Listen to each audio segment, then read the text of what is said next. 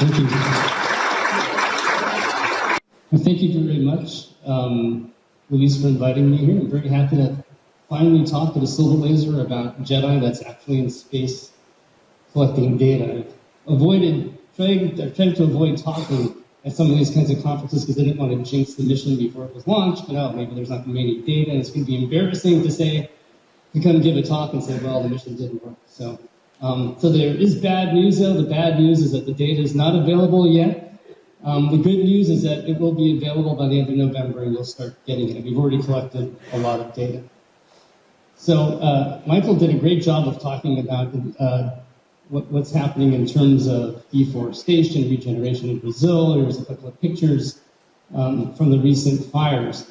But this is not just happening in Brazil. We know that the Earth's forests are dynamic. This is a Landsat image from Matt Hansen. It shows this incredible mosaic of deforestation and what's happening over time. And the forestry community and the terrestrial ecology community for almost 25 years or so have been interested in what are the ecological implications of what's happening. And because, if you wondered where we got the word dynamic in JEDI, ecosystem dynamics, it's from looking at something like this, that these forests are dynamic. And the questions the community has wanted to answer are questions such as these, and these are central questions for JEDI, which is how has deforestation contributed to atmospheric CO2? How much carbon will forests absorb in the future? What's the net balance between deforestation or biomass loss and subsequent regrowth? And then there's also implications for biodiversity habitat. How will habitat degradation affect biodiversity? So these have been the driving questions that were behind our mission. The thing to remember about JEDI, and the thing to remember about, for example, ICESat-2, these are not the last LiDAR missions, these are just the next LiDAR missions. So we're not trying to answer all the questions. This is just the next set of missions that are going to provide data to occupy us, hopefully, fruitfully, going forward. And so one thing I wanted to do now is take you very quickly through this history of how we got to JEDI. And it's a little bit, I wouldn't say it's embarrassing, but we've been doing this a long time to try to get these kinds of observations from space. Long enough that I've become gray and old trying to do it. But it started here with Slicer and Brian Blair, which was one of the first airborne LiDAR instruments. It was just a transecting instrument. And then from there, and this was in the early 90s, we went to the first observations from space, which is the shuttle laser altimeter. And that was really the first time we demonstrated from space that we could use these kinds of data to measure forest structure. And so the people that were involved with this, Brian Blair, Jack Bufton, Dave Harding, they approached me and said, look, we think we can put this on a free-flying spacecraft. And so in 1997, we proposed VCL, and I was the PI of VCL, Vegetation Canopy LiDAR. And we were selected, but I failed at that job because even though we built a lot of the hardware, the lasers kept burning themselves up before launch, and so we didn't launch it. So that was brutal. But at the same time, Brian then created Elvis, which was now a large waveform scanning system, and lots of you in this room have used Elvis data. And so that became very important. Ah, perfect. Thank you very much. Excellent. So then, though, we had ICESat, and ICESat became crucially important for the ecology community because it also demonstrated, even though the lasers weren't working that well and they had very limited lifetime, we all know what kind of great data we were able to get from ICESat-2 and its somewhat large footprints. And the follow-on from ICESat-2 then was supposed to be the NASA Destiny mission, which was supposed to cover the disciplines of the cryosphere. So it was supposed to be looking at, for example, what ICESat-2 is looking at, solid Earth, looking at interferometry for earthquakes and volcanoes and for vegetation.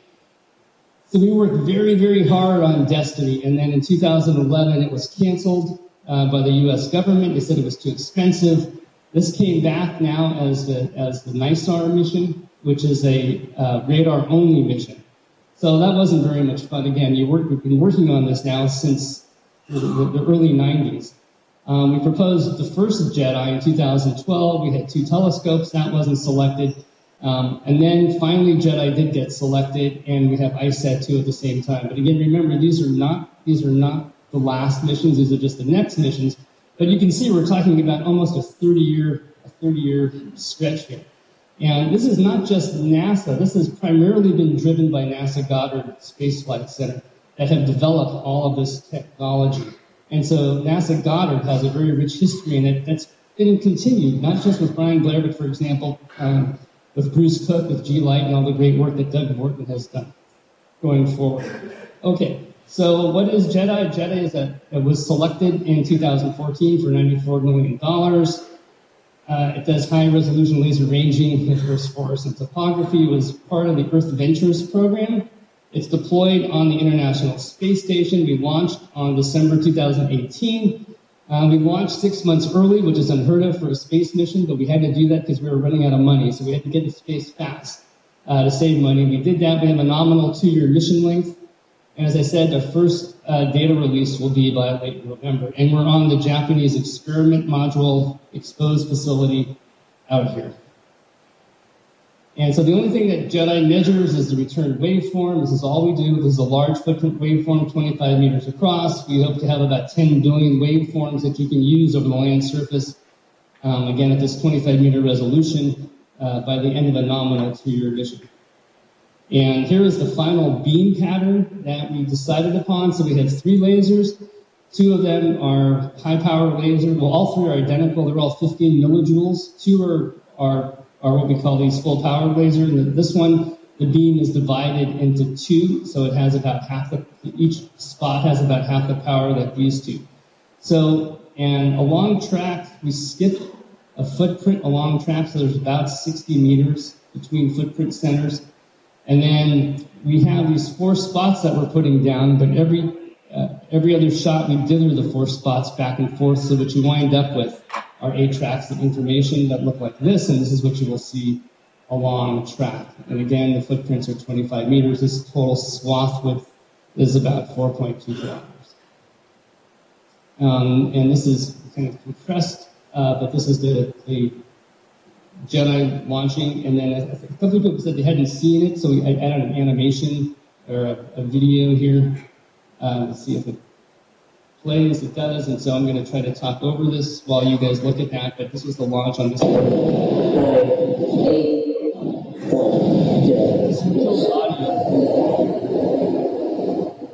Yeah, that's better. All right, so it was on SpaceX 16, sorry about that.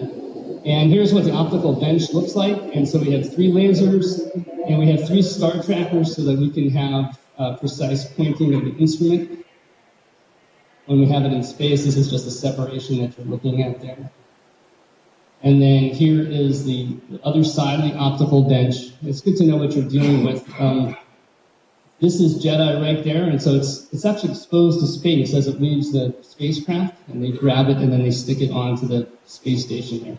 So the meters, the telescope is 80 centimeters across. These are the star trackers again. This is the spare of the ISAT-2.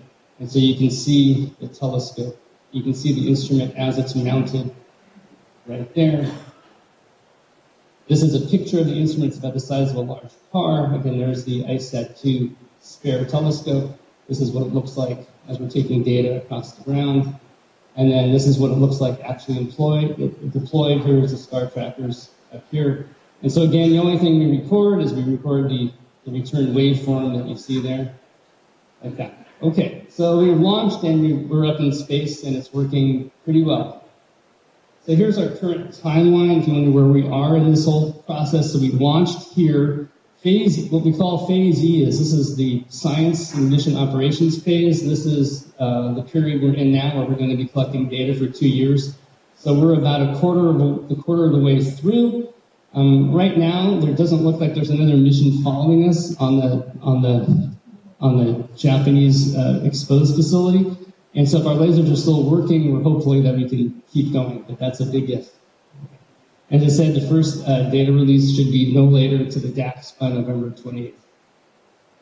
All right, so here's our overview of our data products and our science questions that we are trying to answer. And so our level 1B data are the waveforms, and from these we have our level 2 data, which are footprint canopy height metrics and canopy profile metrics. The boxes in red are what we produce everywhere over 51 degrees north and south. And so we take these data and we put them through empirical statistical models, and then we produce a footprint level product as well as a gridded product for above ground carbon, and that's the present. And then we also combine these data with Landsat disturbance to look at the net balance between regrowth and forest loss. And then these same data are used to drive prognostic ecosystem models, so we can ask questions about how much carbon the forest may absorb in the future. So in terms of what you're interested in, I think for most people in this room, you're probably most interested in the level 2A and the level 2B products. The level 2A are the elevation and the height metrics at the footprint level, and then the level 2B are the canopy profile metrics like leaf area index and the profile of leaf area index. If you want to do that yourself, then you'll probably go to the 1B data set and look at that, and I'll talk about that a little bit more. You probably will never go to 1A, and we may not ever let you go to 1A, actually, so that remains to be seen. So one thing I'd like you to remember is that the GEDI is actually a science experiment, and so we had to propose science questions, and we have a set of level 1 science requirements that we have to answer to address those questions. So while we want to address your questions in the forestry community, that's not what drove the mission, that's not what drove the technology of it. And the most important requirement is this, what we call the L1 science requirements, and for us, it's that we be able to produce a map of above ground biomass. And the easiest way to explain that is just to show you a picture. So our requirement says we have to get waveforms, and from these waveforms, we have to create footprint biomass estimates within 1 kilometer cells. And then when we take the average in that 1 kilometer cell, we have to get a precision of the mean to within plus or minus 20% for 80% of the cells. That is the requirement that drove all the technology behind GEM. So we don't really care about how well we recover footprint biomass, as long as when we average them at 1 kilometer, we're able to solve this. Now, of course, that sets its own limit on how accurate you have to get the footprint level biomass, and it still should be will be very good. We also have another requirement that simply states that when we're producing these waveforms, we have to be able to get through, for the coverage beams, 95% canopy cover, and for the power beams, 98% canopy cover. Okay, now, before we launched, we demonstrated that we could meet those requirements. And we assumed a few things. The first thing we assumed is that we were going to lose 50% of our data to clouds. So when you go to download the data in a very few weeks, half that data is going to be not usable because of clouds. We'll flag them for you and all of that, but that's something that you should know.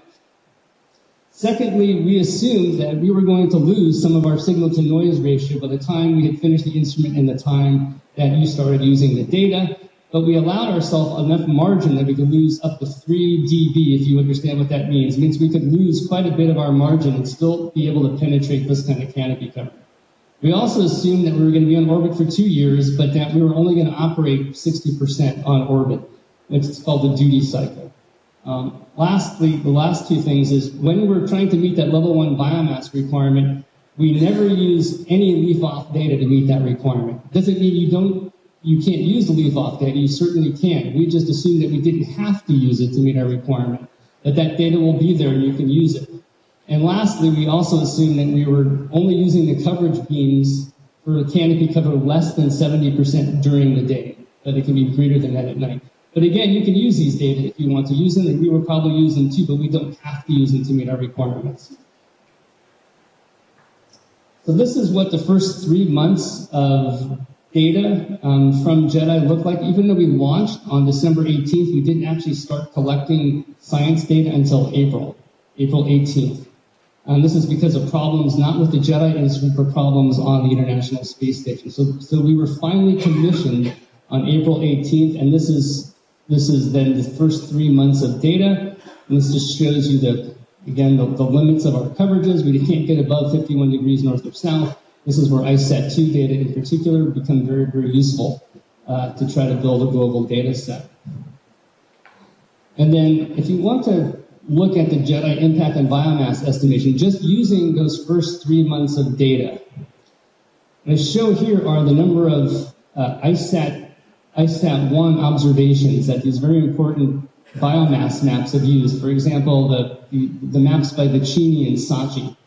When they made their pan-tropical biomass maps, Vicini used five 5 million shots, and Satya used 2 million. In 3 months, we've already collected 150 million shots in 3 months. And you're going to have so much data, you're not going to be quite sure what you're going to be able to do with it. But I think that's a very, very good thing. So there's a lot of this data, and it's at a 25-meter resolution, so you're not going to have the problems with slopes that you had with ICESat-1, at least not as much. All right, so what I want to do next is take you through the life cycle of a waveform and our data sets and what it looks like going from 1A to 1B to 2A to 2B. I'm not going to take you all the way to Biomass, which is the level 4 data set. John Armstrong has a talk, and so go please see John's talk if you want to learn about the conversion of Biomass. And so the raw waveform is the 1A data set, and really the only thing we're interested in here are these 2 red lines, which is, we call them top lock and bottom lock, which is just the ranging points of the waveform. Where does the waveform start and where does the waveform end? And that's what we identified in the 1A data, if you downloaded the 1A data. And then from there, we go to the 1B data set. These are real waveforms from JEDI. And so the 1B data set takes the 1A data set and it precisely geolocates it, not just spatially XY, but also vertically relative to the Earth's surface. And so you take that and you position it as if it were a mountain up and down, so it has the right elevation, and then where it happens to be on the Earth's surface. And so there's no notion yet of where is the ground or where is the canopy height. We don't identify that in the 1B data set. All we do is we give you this waveform and we say, here's its elevation. So if the waveform was acquired at 3,000 meters, then it would be positioned at 3,000 meters, and you would see 3,000 meters on this scale. And of course, looking at this, you say, okay, well, here's the ground, and there's the canopy top, but we haven't done that yet. And that doesn't occur in 1B. Part of the reason it doesn't occur in 1B is we know that many of you want to do that yourselves, because you're not going to trust our algorithms. Well, we hope you trust our algorithms. But if you don't trust our algorithms, then you can say, sorry, we're doing it ourselves.